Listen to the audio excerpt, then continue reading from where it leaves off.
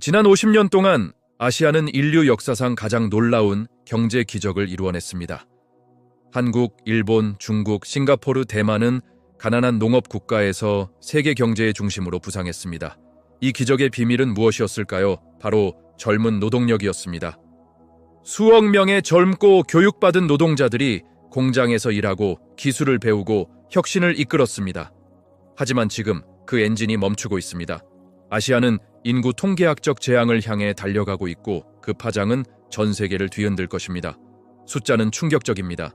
한국의 출산율은 0.7, 세계 최저입니다. 이것이 무엇을 의미하는지 아십니까? 인구를 유지하려면 출산율이 2.1이 필요합니다. 한국은 그 3분의 1 수준입니다. 이 추세가 계속된다면 한국 인구는 2050년까지 4천만 명으로 줄어들 것이고 2100년에는 절반 이하로 감소할 것입니다. 일본은 이미 15년째 인구가 줄어들고 있습니다. 중국은 작년에 처음으로 인구 감소를 기록했고 출산율은 한국과 비슷한 수준으로 떨어졌습니다. 싱가포르, 대만, 태국도 같은 상황에 직면해 있습니다. 문제는 단순히 인구가 줄어드는 것이 아닙니다. 더 심각한 것은 인구 구조의 변화입니다. 2020년 아시아 인구의 절반 이상이 30세 미만이었습니다. 2050년에는 절반 이상이 50세 이상이 될 것입니다. 일하는 사람은 줄어들고 부양해야 할 노인은 급증합니다. 한국의 경우 현재 노인 1명을 5명의 일하는 사람이 지탱하고 있습니다. 2050년에는 노인 1명을 1.3명이 지탱해야 합니다. 계산을 해보십시오. 이것은 지속 가능하지 않습니다. 제조업부터 붕괴가 시작될 것입니다. 아시아는 세계의 공장입니다. 여러분이 사용하는 스마트폰, 노트북, 자동차, 의류 대부분이 아시아에서 만들어집니다. 하지만 공장에서 일할 젊은 노동자가 사라지고 있습니다. 중국의 노동 인구는 이미 정점을 찍고 하락하기 시작했습니다. 베트남과 방글라데시 같은 나라들도 곧 같은 문제에 직면할 것입니다. 임금은 오르고 생산성은 떨어지고 경쟁력은 약화됩니다. 기업들은 공장을 아프리카나 중남미로 옮기기 시작할 것입니다. 서비스 산업도 타격을 받습니다. 식당, 호텔, 소매점, 병원, 요양원에서 일할 사람이 부족합니다. 일본에서는 이미 편의점과 패스트푸드점에서 70대 노인들이 일하고 있습니다. 다른 선택지가 없기 때문입니다. 한국에서는 배달 기사의 평균 연령이 50세를 넘었습니다. 젊은이들이 이런 일을 하지 않으려고 하기 때문입니다. 인력 부족은 임금 상승으로 이어지고 이는 다시 인플레이션을 부추기고 경쟁력을 약화시킵니다. 가장 무서운 것은 소비의 붕괴입니다. 젊은 사람들은 돈을 씁니다.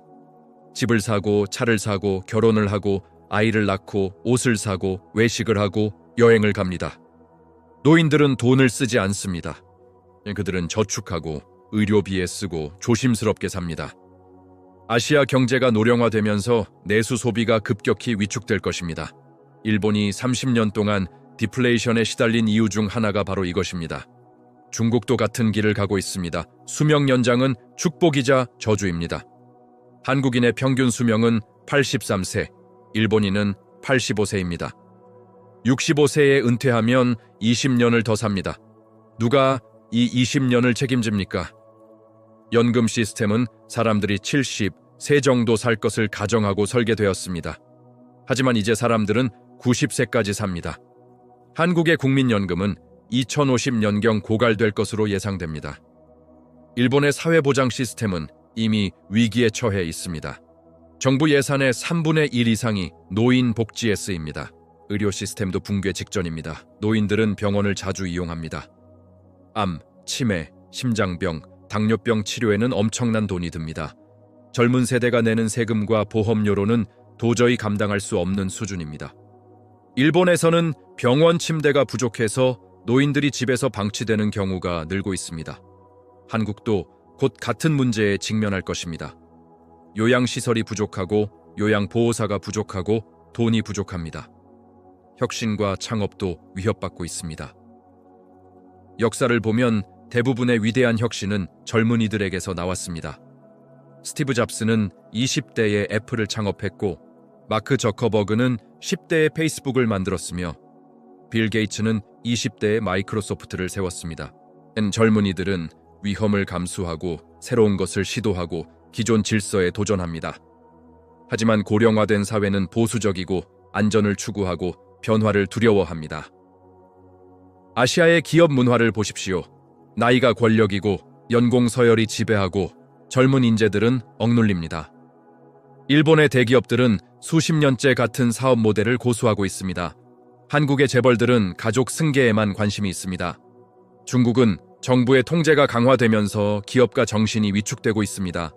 이런 환경에서 어떻게 구글이나 테슬라 같은 혁신적인 기업이 나올 수 있겠습니까? 자동화와 인공지능이 해답이라고 말하는 사람들이 있습니다. 로봇이 공장에서 일하고 AI가 서비스를 제공하고 자동화가 생산성을 높인다는 것입니다. 맞습니다. 어느 정도는 가능합니다. 일본은 세계에서 로봇 밀도가 가장 높은 나라이고 한국도 빠르게 따라가고 있습니다. 하지만 이것만으로는 충분하지 않습니다. 로봇은 세금을 내지 않습니다. AI는 연금을 내지 않습니다. 자동화는 소비를 하지 않습니다. 경제는 단순히 생산의 문제가 아니라 소비와 수요의 문제이기도 합니다. 게다가 자동화는 새로운 문제를 만듭니다. 수백만 명의 일자리가 사라질 것입니다. 공장 노동자, 트럭 운전사, 텔레마케터, 은행 직원, 심지어 의사와 변호사까지도 AI에 의해 대체될 수 있습니다. 노령화된 노동자들은 새로운 기술을 배우기 어렵습니다. 그들은 실업자가 되거나 저임금 일자리로 내몰릴 것입니다. 사회적 불안이 증가하고 정치적 양극화가 심화될 것입니다. 아시아의 경제 둔화는 전 세계에 영향을 미칩니다. 아시아는 세계 GDP의 35%를 차지하고 세계 무역의 절반 이상을 담당합니다. 중국, 일본, 한국이 침체되면 유럽과 미국도 타격을 받습니다. 독일 자동차 산업은 중국 시장에 의존하고 있습니다. 미국의 기술 기업들은 아시아에서 부품을 조달합니다. 호주와 브라질은 아시아에 원자재를 수출합니다. 글로벌 공급망은 긴밀하게 연결되어 있습니다. 수요의 감소도 심각한 문제입니다. 아시아의 중산층은 세계 소비의 엔진이었습니다. 그들은 명품을 사고 해외여행을 가고 자녀를 유학 보냈습니다. 하지만 고령화와 경제 불안으로 소비가 위축되고 있습니다. 중국의 명품 시장은 이미 둔화되고 있고 한국의 해외여행 지출도 감소하고 있습니다.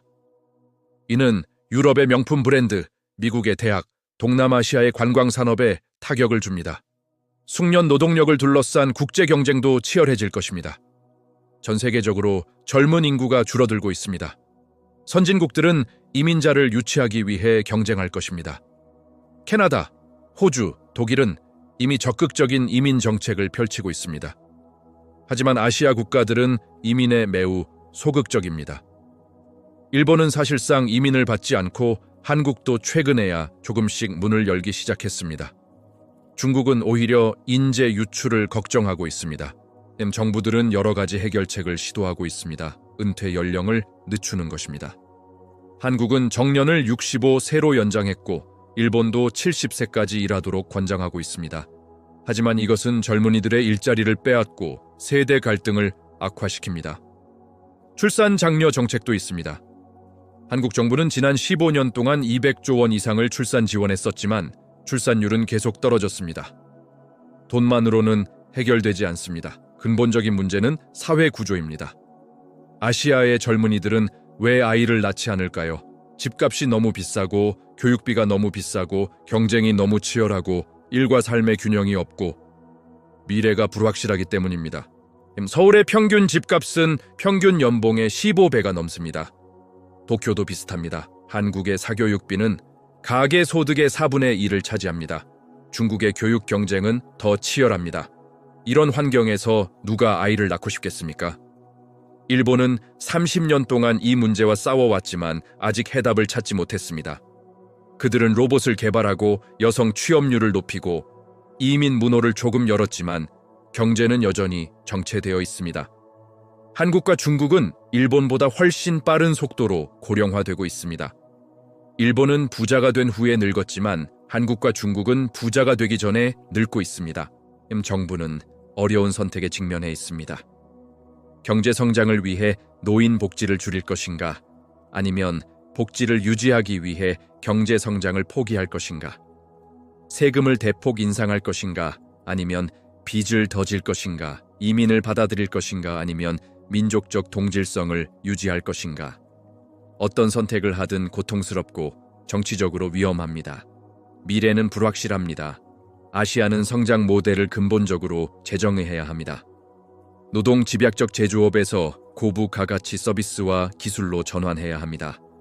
양적 성장에서 질적 성장으로 바꿔야 합니다. 일하는 시간을 늘리는 것이 아니라 생산성을 높여야 합니다. 하지만 이것은 말처럼 쉽지 않습니다. 인구 통계학적 시한폭탄은 째깍거리고 있습니다. 아시아에게 남은 시간은 많지 않습니다. 앞으로 10년에서 20년이 결정적일 것입니다. 만약 지금 과감한 개혁을 단행하지 않는다면 아시아의 경제 기적은 역사책에나 나오는 이야기가 될 것입니다. 그리고 그 여파는 전 세계를 뒤흔들 것입니다. 역사상 유례없는 속도로 부상한 아시아가 역사상 유례없는 속도로 고령화되고 있습니다. 이것이 21세기 최대의 경제적 도전이 될 것입니다.